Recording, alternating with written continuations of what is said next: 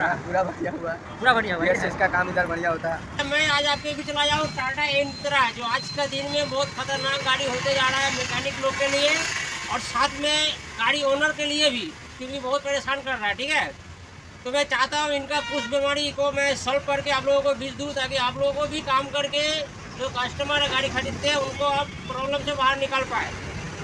तो सबसे बड़ा प्रॉब्लम आता है BS6 में जो रीजनरेशन वाला, ये सबसे ज़्यादा प्रॉब्लम है। चलते चलते पिकअप छोड़ देना, पिकअप ना लेना, या रनिंग में आपको यूरिया का लाइट जल जाना, VPM का DPF का लाइट जल जाना है। ये सारा प्रॉब्लम बहुत बड़ा हो रहा है। इसी को मैं वीडियो में आज दे रहा हूँ, बहुत हास्य वीडियो दे रहा हूँ।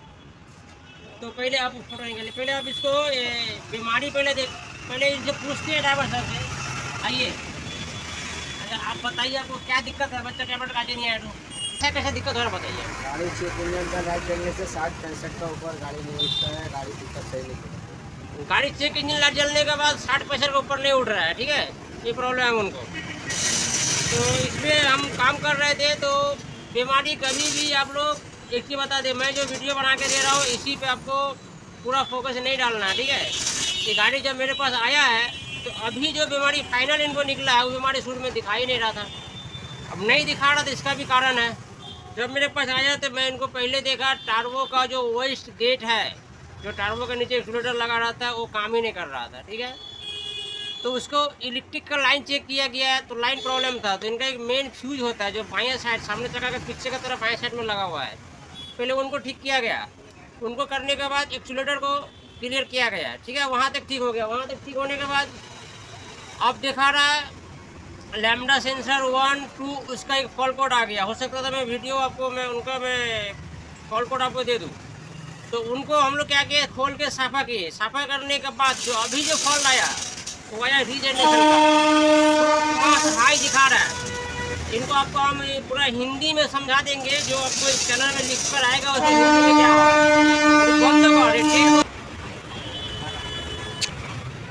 आपको दिखाते हैं, आइए क्या प्रॉब्लम है इस कैरियर में दिखाते हैं। Engine management system P24A4 minus का चिन्ह देके 00, particular filter regeneration soot accumulation too high. इसका मतलब आपको पता है, इसका मतलब होता है, ये सूट का मतलब है काली, जो करखा होता है काली। हाई का मतलब होता है ज़्यादा। ठीक है,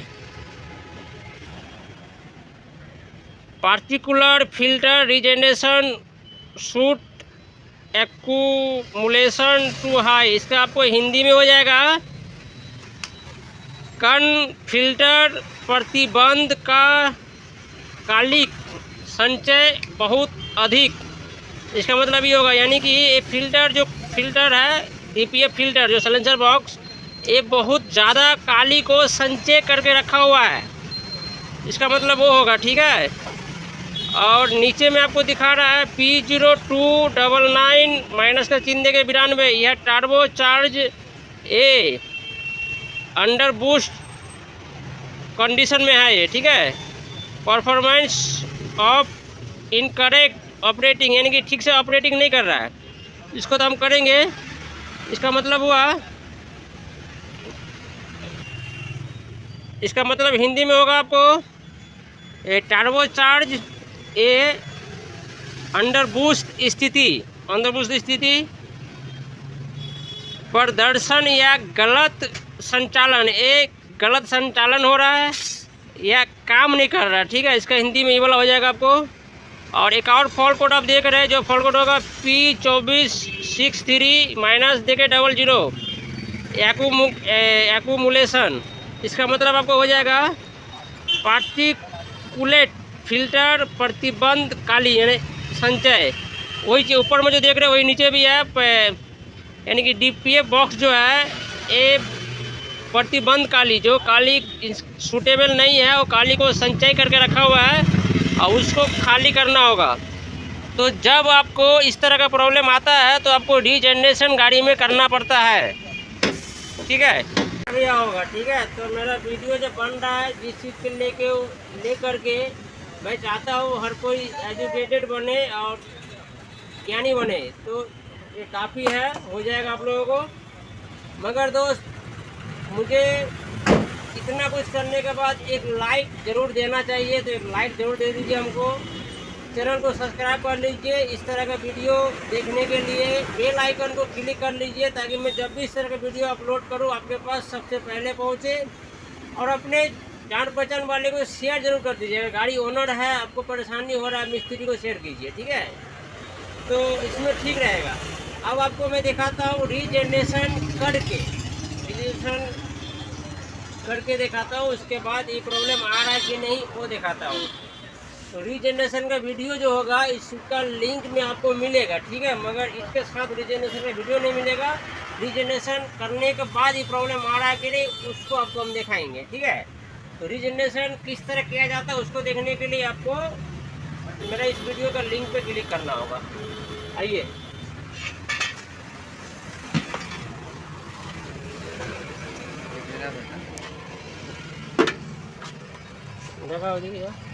अब डायरेक्टली रीजनरेशन कंप्लीट होने के बाद आपको दोबारा में दिखाएंगे। रीजनरेशन में वीडियो अलग से। उससे पहले क्लाच पैडल सब आपको न्यूट्रल होना चाहिए।